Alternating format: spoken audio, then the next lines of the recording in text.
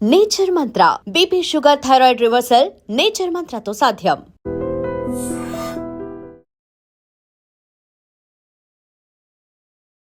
నమస్తే, welcome to iDream talking point with కవిత.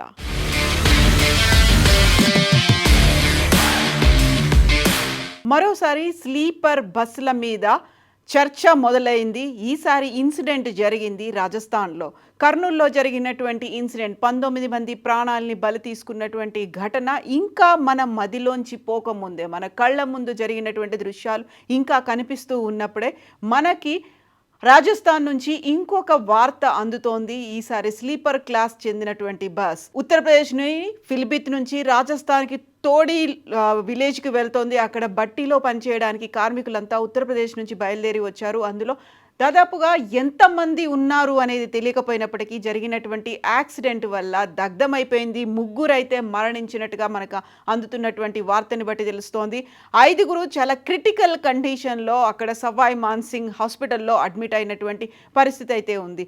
ఇది ఉత్తరప్రదేశ్ నుంచి ఫిలిభిత్ నుంచి కార్మికులతో ఇటుక బట్టీల్లో పనిచేయడానికి వస్తున్నటువంటి కార్మికులతో రాజస్థాన్లోని తోడీకి వెళ్తున్నటువంటి ఈ స్లీపర్ క్లాస్ బస్సులో ఇన్సిడెంట్ అనేది జరిగింది. యాక్చువల్గా దీనికి కూడా బస్ టాప్ మీద విపరీతమైనటువంటి లగేజ్ ఉంది. అక్కడ బైక్స్ ఉన్నాయి, ఆ కార్మికులకు సంబంధించి కిచెన్ సామాగ్రి ఉంది. At the same time 15 gas సిలిండర్లను కూడా వాళ్ళు క్యారీ చేస్తూ వెళ్తున్నారు. బస్ స్టాప్ మీద హెవీ లోడ్ అనేది ఉండడం వల్ల ఈ కనిపిస్తున్నదంతా కూడా బస్ స్టాప్ మీద ఉందంతా హెవీ లోడ్తో ఉన్నటువంటి సామాగ్రి వెళ్ళింది. దానిపైన 11,000 kV విద్యుత్ వైర్లు టచ్ అవ్వడంతో షార్ట్ సర్క్యూట్ జరిగి ఇమ్మీడియట్గా బస్ దగ్ధమైనటువంటి పరిస్థితి. అందులో ఉన్నటువంటి 15 సిలిండర్లలో ఒక 3 సిలిండర్లు పేలిపోయాయి. ఆ తర్వాత పైన లగేజ్లో తీసుకెళ్తున్నటువంటి బండ్లు కూడా తగలబడ్డాయి. కేవలం దాంతో పాటుగా స్ప్రెడ్ అయినటువంటి మంటలతో 3 సజీవదహనమయ్యారు. మిగతా ప్రయాణికులని విలేజర్లు సేవ్ చేసినటువంటి ఘటన. కరెక్ట్గా 20 రోజుల క్రితమే రాజస్థాన్లో కూడా ఇంకొక ఫైర్ యాక్సిడెంట్ జరిగింది. అది కూడా స్లీపర్ క్లాస్ బస్సులోనే జరిగింది. అక్కడ 15 మంది చనిపోయినటువంటి పరిస్థితి. జైసల్మేర్ నుంచి జోధ్పూర్ వెళ్తున్నటువంటి బస్సులో ఎర్లీ అవర్లో జరిగినటువంటి ఆ దుర్ఘటనలో 15 మంది మరణించారు. కరెక్ట్గా 20 రోజుల వ్యవధిలోనే అదే రాజస్థాన్లో ఇంకొక ఇన్సిడెంట్ జరిగింది. ఈ రెండిటి మధ్యలో కర్నూల్లో కూడా దుర్ఘటన జరిగింది. 19 మంది చనిపోయారు. మొత్తంగా 20 రోజుల వ్యవధిలోనే 3 బస్ ప్రమాదాలు. ఆ 3 బస్ ప్రమాదాలు కూడా స్లీపర్ క్లాస్కి చెందినటువంటి ప్రైవేటు వాహనాల్లోనే జరగడం అనేది గమనించాల్సినటువంటి అంశం. అందులోనూ హెవీ వెయిట్ ఉన్నటువంటి సామాగ్రిని తీసుకువెళ్తూ ఉన్నారు. కేవలం ప్యాసింజర్లుగా తీసుకెళ్లడమే కాదు, కార్గో వాహనాలుగా కూడా బస్సులను ఉపయోగించడం వల్ల ఇలాంటి ఇన్సిడెంట్స్ అనేవి జరుగుతున్నాయి. యాక్చువల్గా ఇలాంటి ఇన్సిడెంట్స్ ఈ మధ్య కాలంలోనే ఎందుకు జరుగుతున్నాయి? స్లీపర్ క్లాస్ బస్సులని చాలా దేశాలు బ్యాన్ చేశాయి. ఎందుకంటే అక్కడ జరుగుతున్నటువంటి ప్రమాదాలని దృష్టిలో పెట్టుకొని. యాక్చువల్గా India, Pakistan, Laos, Thailand, Cambodia ఈ 5 దేశాల్లో మాత్రమే ఇప్పటికీ విపరీతమైనటువంటి బస్సులని ప్రపంచవ్యాప్తంగా స్లీపర్ క్లాసులుగా ఉపయోగిస్తున్నటువంటి పరిస్థితి కనిపిస్తోంది. సో ఓవరాల్గా మన దగ్గర ఇప్పటిదాకా బస్సు ప్రమాదాలకి సంబంధించి 46 మంది 10 రోజుల్లోనే చనిపోయారు. అందులో ఇప్పుడు 3 కూడా మనం యాడ్ చేసుకోవచ్చు. ఇవన్నీ కూడా స్లీపర్ క్లాస్ బస్సులనే. వాటన్నిటిని బ్యాన్ చేయాలి అనేటువంటి వాదన వినిపిస్తోంది. రిచ్ కంట్రీస్ ఏవైతే ఉన్నాయో, మోస్ట్ అడ్వాన్స్డ్ కంట్రీస్గా చెప్తున్న దాంట్లో ఈ బస్సు ప్రమాదాలు జరిగాయి కాబట్టి వాటిని బ్యాన్ చేశారు. యాక్చువల్గా మన భారతదేశానికి సంబంధించి చూస్తే స్లీపర్ క్లాసుల్లో జరిగినటువంటి ప్రమాద వివరాలని ఒకసారి చూద్దాము. 3 జూన్ 2022లో కర్ణాటక కల్బుర్గిలో జరిగినటువంటి బస్సు ప్రమాదంలో 7 చనిపోయారు. 8 అక్టోబర్ 2022లో జరిగినటువంటి నాసిక్ మహారాష్ట్రలో జరిగినటువంటి ప్రమాదం, దీంట్లో 12 మంది సజీవ దహనమయ్యారు. 1 జూలై 2023లో జరిగినటువంటి ప్రమాదం ముంబై నుంచి నాగ్పూర్ ఎక్స్ప్రెస్ వే మీద జరిగినటువంటి ఈ ప్రమాదంలో 26 మంది మరణించారు. ఇక నవంబర్ 2023లో జైపూర్ నుంచి ఢిల్లీకి వెళ్తున్నటువంటి బస్ అగ్ని ప్రమాదానికి గురైంది. అందులో 2 చనిపోతే 12 మంది ఇంజ్యూర్ అయిపోయారు. ఇక 19 అక్టోబర్ 2024లో ధోల్పూర్ రాజస్థాన్లో జరిగింది ఈ ఇన్సిడెంట్. 12 మంది చనిపోయారు. అది రాత్రిపూట 11 గంటలకు జరిగినటువంటి సంఘటన. ఇవన్నీ ఇప్పటిదాకా నేను చెప్పినవన్నీ కూడా స్లీపర్ క్లాస్ బస్సుల్లో జరిగినటువంటి ఇన్సిడెంట్. 15th మే 2025న బగుసరాయ్ నుంచి ఢిల్లీకి వెళ్తున్నటువంటి బస్సులో కూడా ఇలాంటి ఇన్సిడెంటే జరిగింది. 5 చనిపోయారు, 2 గాయపడ్డారు. 14 అక్టోబర్ 2024లో జైసల్మేర్ నుంచి జోధ్పూర్ వెళ్తున్నటువంటి బస్సులో కూడా 20 మంది సజీవ దహనమయ్యారు. ఇక వెరీ లేటెస్ట్గా 24 అక్టోబర్లో జరిగినటువంటి ఇన్సిడెంట్లో 19 మంది చనిపోయినటువంటి ఘటన.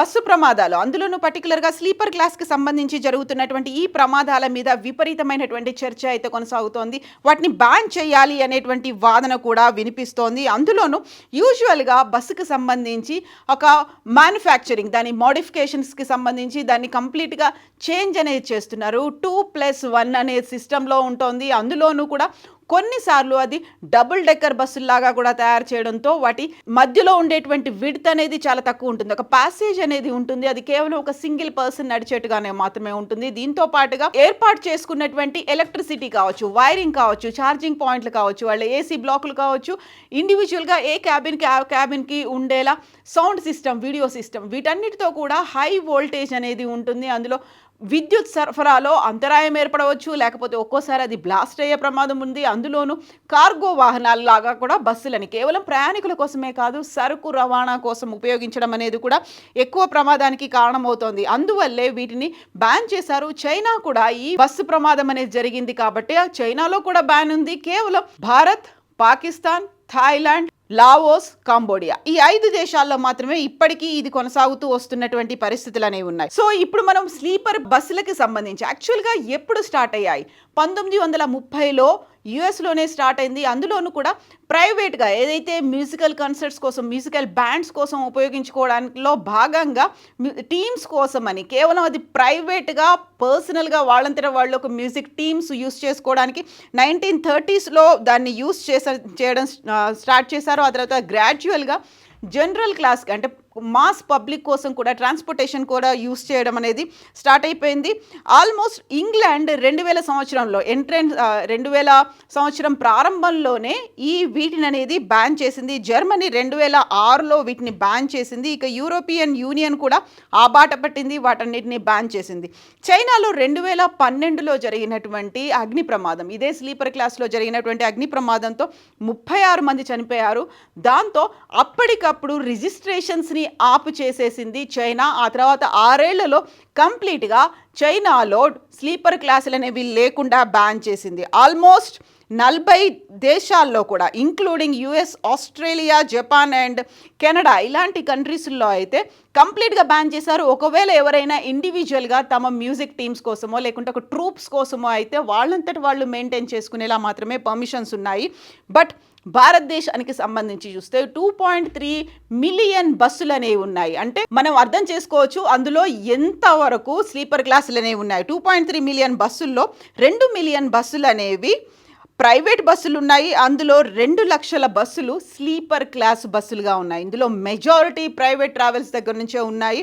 అందులోనూ మన దగ్గర వీటి యూసేజ్ కూడా విపరీతంగా పెరిగింది. అందులోనూ లాంగ్ రన్ అనేది ఆల్మోస్ట్ ఒక 500-600 నుంచి 1000 కిలోమీటర్ల వరకు జర్నీ కోసం రాత్రిపూట ప్రయాణించవచ్చు అనే ఉద్దేశంతో వీటిని తయారు చేసి వాడుతూ ఉన్నప్పటికీ కూడా మోడిఫికేషన్స్ అనేవి చాలా వరకు చేసుకున్నారు. అందులోనూ ఉన్నటువంటి సీట్ల స్థానంలో బర్తులను ఏర్పాటు చేశారు కాబట్టి ఆ హైయెస్ట్ కెపాసిటీ, మ్యాక్సిమం కెపాసిటీ ఉండేలా వాటిని మెజర్మెంట్స్ను కూడా మార్చుకున్నటువంటి పరిస్థితి ఉంది. ఎట్ ద సేమ్ టైం చాలా తేలిగ్గా ఉండాలి. అంత హెవీ బరువు అయితే ఫాస్ట్గా వెళ్ళలేవు కాబట్టి మెటల్తో కాకుండా అల్యూమినియంతో బాడీని బిల్డ్ చేయడం వల్ల కూడా ఫాస్ట్గా వెళ్తుంది అనుకున్నప్పటికీ అది ఈజీగా ఫైర్ని క్యాచ్ చేస్తుంది కాబట్టి ఇన్సిడెంట్స్ అనేవి ఎక్కువగా జరుగుతున్నాయి. అందులో ఫైర్ అలారం ఫెసిలిటీ ఉండాలి. At the same time emergency exits ప్రాపర్గా ఓపెన్ అయ్యేలా వాటిని ఆపరేట్ చేసేలాంటి సిస్టమ్స్ ఉండాలి. ఎట్ ద సేమ్ టైం ఒకవేళ ఎమర్జెన్సీ కనుక జరిగితే వాటిని అద్దాల్ని పగలగొట్టేట్లాగా సుత్తి హ్యామర్స్ అనేవి కూడా ఉండాల్సినటువంటి అవసరం ఉంది. అవన్నీ ఏమీ మెయింటైన్ చేయకుండానే జరుగుతున్నటువంటి ఈ పరిస్థితిలో వీటిని మాత్రం బ్యాన్ చెయ్యాలి అనేటువంటి మాట విపరీతంగా ఈ మధ్య కాలంలో పెరుగుతోంది. అందులోనూ ప్రధానంగా భారతదేశానికి సంబంధించి చూస్తే లాంగ్ జర్నీస్ చేయాల్సిన వాళ్ళంతా ఎక్కువగా చాలా కూల్గా, కంఫర్టబుల్గా ఉంటుంది. లాస్ట్ మినిట్ జర్నీలు అనేవి ఉంటాయి కాబట్టి ట్రైన్ కంటే కూడా ఎక్కువగా బస్సుల్ని యూస్ చేసుకోవడం, బస్సుల్ని ప్రిఫర్ చేయడం వల్ల ఇలాంటి ఇన్సిడెంట్స్ జరుగుతున్నాయి. సో ఇప్పటికైతే రాజస్థాన్లో జరిగినటువంటి ఈ ప్రమాదంతో 3 మరణించారు, 5 క్రిటికల్గా ఉన్నారు అనేటువంటి వార్తని రాజస్థాన్ ప్రభుత్వం అయితే అఫీషియల్గా డిక్లేర్ చేసింది. సో 20 రోజుల వ్యవధిలోనే 3 ప్రమాదాలు, 20+19+3 ఇంతమంది చనిపోతున్నారు. రెస్పాన్స్ అనేది ఇప్పటికీ ప్రభుత్వాలు తీసుకునే చర్యలు అనేవి ఒక శిక్షలు అనేవి ఉండాలి, కఠినమైనటువంటి చర్యలు తీసుకోవాలి, అవగాహన కూడా కల్పించాల్సినటువంటి అవసరం ఉంది. At the same time border check పోస్టులను కూడా చేయాల్సినటువంటి అవసరం ఉంది. రాజస్థాన్లో 20 days బ్యాక్ జరిగినటువంటి జైసల్మేర్ నుంచి జోధ్పూర్కు వెళ్తున్నటువంటి బస్సులో అగ్ని ప్రమాదంతో 20 మంది మరణించిన తర్వాత అక్కడ టోల్ గేట్ల దగ్గర చెక్ పోస్టులని, పాయింట్లని ఎక్కువగా పెంచారు. బట్ ఇది జరిగింది తోడికి వెళ్తున్నటువంటి ఒక విలేజ్ ప్రాంతంలో జరిగింది. ఇన్సిడెంట్లో అక్కడ స్థానికులు ఎక్కువ మందిని రెస్క్యూ చేయగలిగారు. అది డే టైం కాబట్టి. మన దగ్గర నైట్ టైమ్స్లో ఎక్కువగా రన్ అవుతూ ఉన్నాయి. అప్పుడు ఎలాంటి ప్రమాదాలు జరుగుతున్నాయో వెరీ రీసెంట్గా జరిగినటువంటి కర్నూల్ ఇన్సిడెంట్ అయితే చెప్తోంది. సో ఇలాంటి ఇన్సిడెంట్స్ జరగకుండా ఉండాలి అంటే కంప్లీట్గా స్లీపర్ క్లాస్ బస్సులని బ్యాన్ చేసేయాలి అనేటువంటి డిమాండ్ వినిపిస్తోంది. మీరేమనుకుంటున్నారో కామెంట్స్ రూపంలో తెలియచేయండి. నిజంగా ప్రస్తుతం ఉన్నటువంటి సమాజం దేనికి ప్రయారిటీ ఇస్తుంది? ఆర్థిక సంబంధాల చుట్టూ మాత్రమే తిరుగుతోంది. మళ్ళీ ఎన్నికలంగానే చాలా విరక్తి కలుగుతున్నాం. మంచి అనిపిస్తుంది కదా, లేడీస్ కూడా ఛాలెంజింగ్ జాబ్స్ చేసినప్పుడు చాలా బాగుంటది. ట్రాఫిక్ అసిస్టెంట్స్ గా నియమించిన ట్రాన్స్జెండర్స్ అందరితో సాల్యూట్ చేయించుకుంటున్నారు. ఫుడ్ డెలివరీ ఇవ్వటానికి వెళ్ళినటువంటి డెలివరీ బాయ్ అనిల్ పై కళ్ళ ముందు